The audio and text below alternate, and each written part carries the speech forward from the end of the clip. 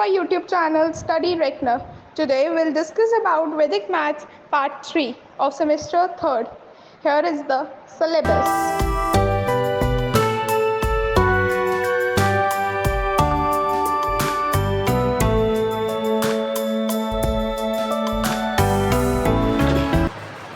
चलिए आज हम नेक्स्ट टॉपिक की बात करेंगे. नेक्स्ट टॉपिक है Baudhayana number for some T ratios. T ratios का या ट्रिग्नोमेट्रिक रेशियोज का बात एक ही है.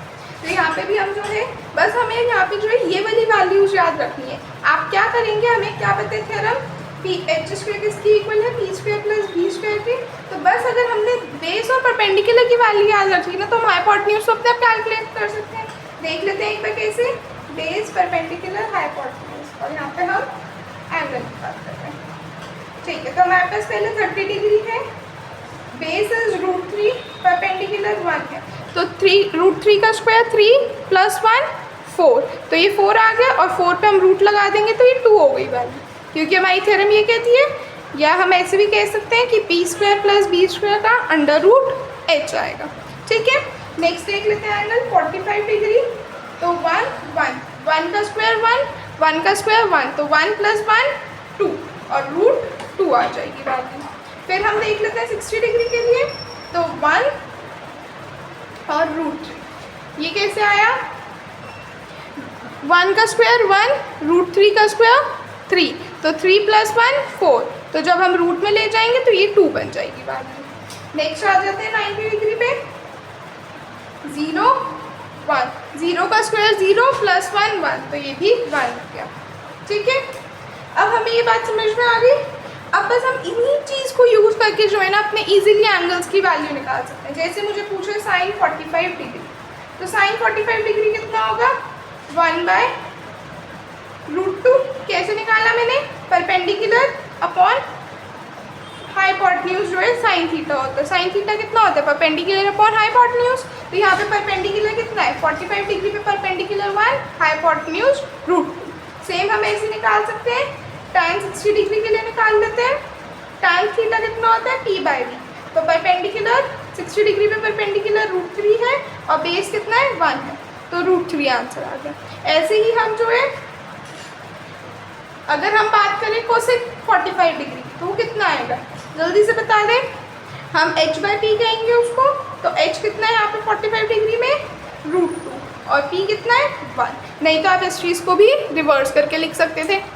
ठीक है, आगे देख लेते हैं. यहाँ पे मैंने कुछ एग्जांपल्स लिखे आपको दिख रहे होंगे. tan 30 डिग्री भी निकालना है, इजीली निकल जाएगा. p/b that is 1/√3.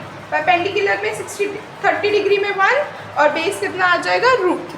आइए अब हम बात कर लेते हैं इस क्वेश्चन की जिसमें हमें वैल्यूज़ यहाँ नहीं गिवन. अगर हमसे किसी ने पूछ लिया कि tan 15 डिग्री निकालो, जैसे यहाँ पे है, तो हम वो देख लेते हैं एक बार. tan 15 degree. अच्छा, अब हम देखेंगे कि जो एंगल्स हमें गिवन है ना, इन एंगल्स में से हम कुछ ऐड या सब्ट्रैक्ट करके इसको 15 डिग्री बना सकते हैं कि नहीं बना सकते. जैसे अगर मैं लूँ tan 60 - 45 कर दूँ तो मेरे पास 15 आएगा. अब हम इसको कर दें 45 - 30 डिग्री तो भी मेरे पास 15 डिग्री आएगा. दोनों मेथड ठीक है, आपको जो कंफर्टेबल लगता है आप उससे करेंगे. बस अब हमारे पास ये पता चल गया. अब हम अपना टेबल बनाएंगे. हमने लास्ट लेक्चर्स में पढ़ रखा है कि अगर हमारे पास बेस हो, परपेंडिकुलर हो और हाइपोटेन्यूज हो, हमें एंगल निकालना हो a + b, तो हम कैसे निकालते हैं. a प्लस करना है, माइनस करना है, क्योंकि यहाँ माइनस हो रहा है तो हमें a - b निकालना पड़ेगा. फटाफट से निकाल के हम इसकी वैल्यू दे देंगे. तो देख लेते हैं एक बार a कितना ले. हमने यहाँ पे मैंने जो है यहाँ पे 45 और 30 डिग्री लेके किया है, तो यहाँ पे भी मैं वही ले लूँ. ठीक है, तो देख लेते हैं एक बार 45 डिग्री से. तो हमारे पास यहाँ पे आ गया 45 डिग्री a और 30 डिग्री b. ठीक है, तो बेस कितना आ जाएगा इसका. यहीं से अब इसकी वैल्यूज़ कहाँ से लाओगे, यहीं से लाओगे, कहीं जाने की ज़रूरत नहीं है, इधर से ही लानी है वैल्यूज़. 45 डिग्री की वैल्यू क्या होगी 1 1 √2. ठीक, b की वैल्यू b क्या है 30 डिग्री क्या होगी √3 1 2. अब बस a - b करना है. कैसे करते हैं, 1 × √3 माइनस है तो +1. ठीक है, परपेंडिकुलर निकालना है. 1 × 1 पहले प्लस हो गया तो अब माइनस, ये आ गया √3 और ये कितना आ गया 2√2 मल्टीप्लाई. ठीक है, तो अब हमें कितना निकालना था tan 15 डिग्री.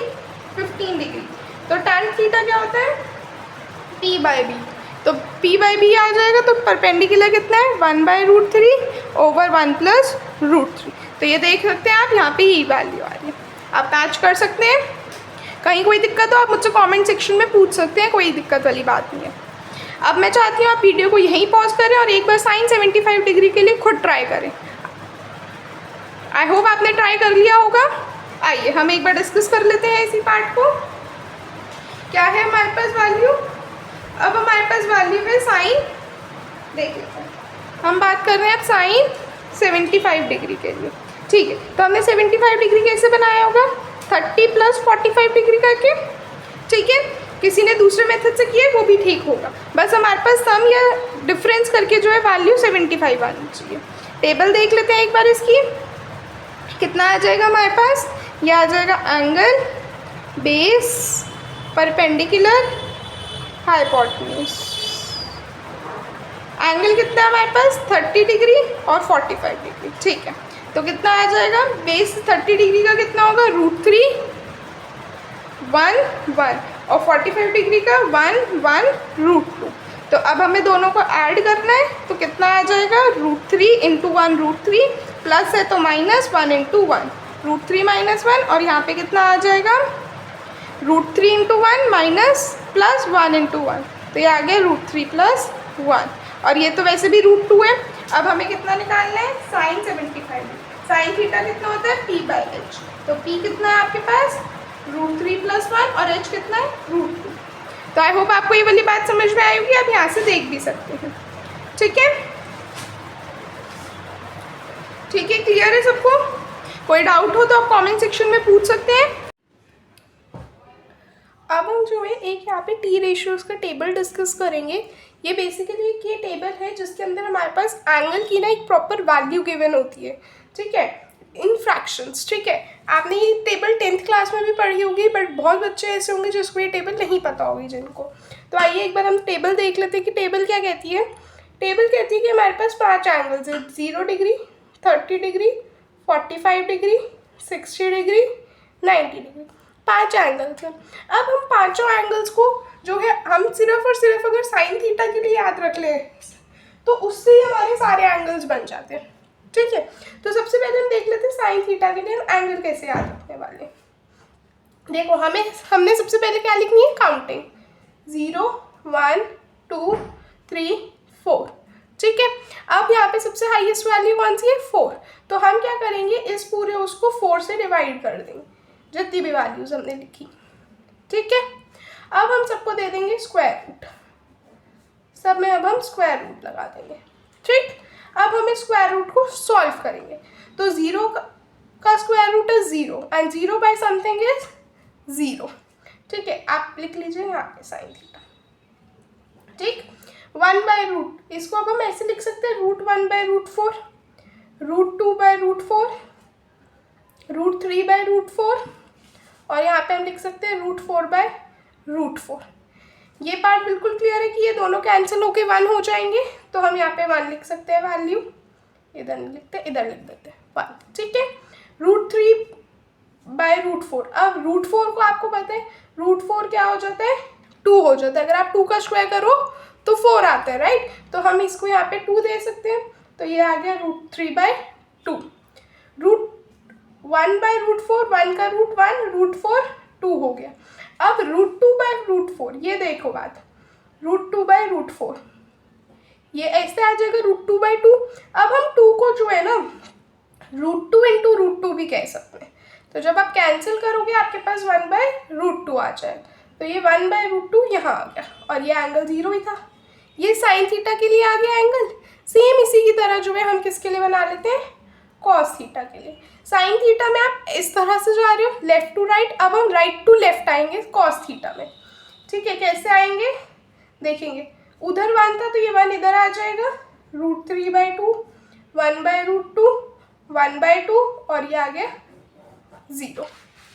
ठीक है, अदरवाइज आप ये 0 को लास्ट में भेज सकते हैं। अभी फर्स्ट प्लेस पे था, लास्ट प्लेस पे चला गया, 1 फर्स्ट लास्ट पे था, फर्स्ट पे आ गया।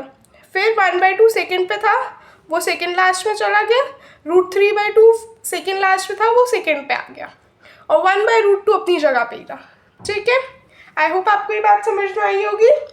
अब हम इनको जो है ना एंगल्स को पाई की फॉर्म में भी याद रखते हैं। पाई की फॉर्म में हम कैसे याद रखते हैं, आइए देख लेते हैं। देखेंगे हमें एंगल्स क्या पता है, देखो 0 डिग्री का आप कोई पाई नहीं लेते, 0 degree is written as 0 degree, उसमें कोई चेंज नहीं हो। तो मैं बचे हुए एंगल्स की बात कर रही हूँ, यानी कि 30 डिग्री, 45 डिग्री, 60 डिग्री और 90 डिग्री। ठीक, तो हमने सबसे पहले ना पाई की फॉर्म में बात कर रहे हैं, तो सब में आप पाई लिख ही दो, ठीक है, और डिवाइड का साइन डाल दो। अब मैंने बोला हमें काउंटिंग आती है, हम काउंटिंग 2 से स्टार्ट करेंगे, तो 2, 3, 4, ठीक है, बीच में बस 5 स्किप कर दोगे और फिर यहाँ पे 6 लिख दोगे और ये सारी वैल्यूज आप देखोगे यहाँ पे, ठीक है। एक बार दोबारा देख लें कि हमने क्या किया, सबसे पहले हमने एंगल्स लिख लिए, एंगल्स में हमने पाई लिख दिया, ठीक है, फिर हमें काउंटिंग आती है तो हमने लास्ट से स्टार्ट की, 2, 3, 4, 5 स्किप करके 6 लिख देंगे। आई होप आपको ये बात समझ में आई होगी। आप देख सकते हैं मैंने यही चीज़ यहाँ पे भी लिखी है। आई होप आपको आज का लेक्चर पसंद आया होगा। नेक्स्ट टॉपिक के लिए बने रहें, तब तक के लिए चैनल को लाइक करें, शेयर करें और सब्सक्राइब करें। Thank you everyone.